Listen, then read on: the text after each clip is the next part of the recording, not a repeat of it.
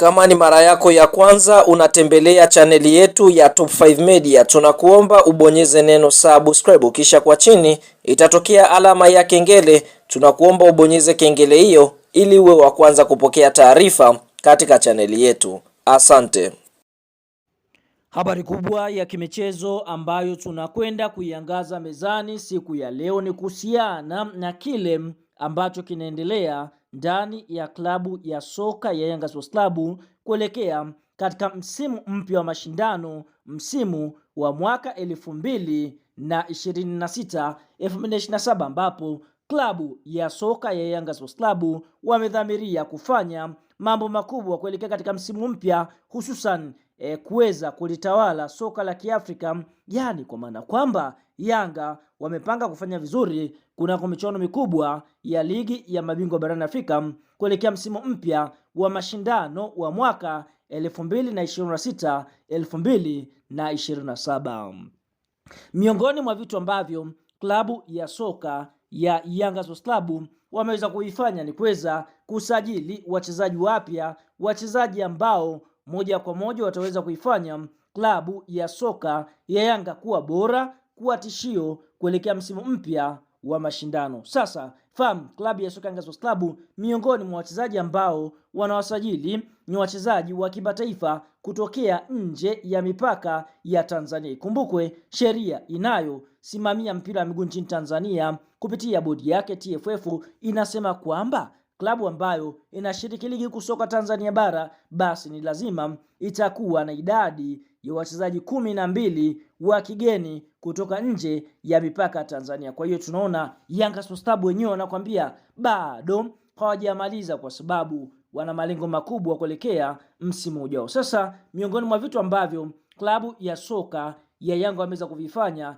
ni kuweza kukamilisha usajili wa mchezaji Stefan Aziz Ki. Sote tunafahamu Stefan Aziz Ki ni miongoni mwa wachezaji ambao wamefanya mabalaa makubwa ndani ya bara la Afrika, ambapo ikumbukwe Stefan Aziz Ki ni mchezaji mwenye uwezo wa kucheza katika eneo la kiungo namba 10. Vile vile Aziz Ki ana uwezo wa kucheza winga namba 7. Fahamu kwa sasa Aziz Ki yupo katika ardhi ya Tanzania. Hii ni mara baada ya mchezaji huyu kuweza kumalizana na klabu ya soka ya Al Ittihad Soka Club ya nchini Libya, ambapo ikumbukwe alijiunga na Al Ittihad Soka Club tarehe 24 Januari 2026 akitokea Wydad Casablanca ya nchini Morocco. Aziz Ki ni miongoni mwa wachezaji ambao wamefanya mambo makubwa katika bara la Afrika. Hii ni mara baada ya kuitumikia klabu ya soka Yanga msimu wa mwaka 2022 ambapo Aziz Ki alijiunga na Yanga akitokea klabu ya soka ya ASEC Mimosas ya nchini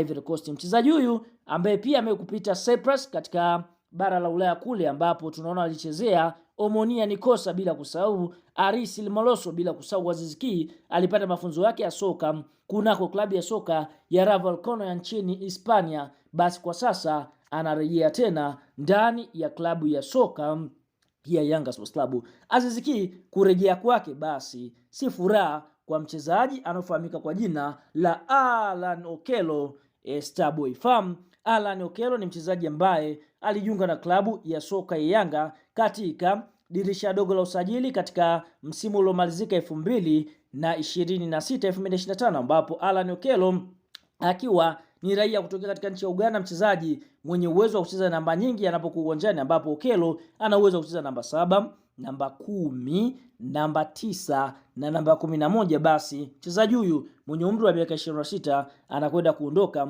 ndani ya kikosi cha timu ya soka ya Yanga Sports Club. Sababu za klabu ya soka Yanga kumuuza Alan Okello, hii ni mara baada ya klabu ya soka Yanga kuweza kupokea ofa kubwa kutokea katika vilabu kutoka nchini Morocco. Hapa tukienda kuongelea klabu ya soka ya AS FAR Rabat ya nchini Morocco, ambapo wameweza kuweka dola milioni 1 ambazo ni zaidi ya bilioni 2.6 ambazo klabu ya soka Yanga watakwenda kuzivuna kwa kuweza kumuuza Alan Okello. Sababu za Yanga kumuuza Alan Okello kwa sababu tayari wanajua mna idadi ya wachezaji 12 wa kimataifa, kwa hiyo ni lazima wamuuze Okello, na mara baada ya hapo waweze kumweka Aziz Ki miongoni mwa wachezaji ambao watakwenda kuitumikia klabu ya soka Yanga kuelekea msimu ujao. Kwa hivyo kuondoka kwa Okello ndipo kuja kwa mchezaji Stefan Aziz Ki, ambapo naye mwenye pia ameweza kubariki na kusema kwamba yupo tayari kuondoka kwenda kutafuta changamoto nyingine, licha ya klabu ya soka Yanga kuonekana kwamba wana wachezaji wengi, lakini ndio hivyo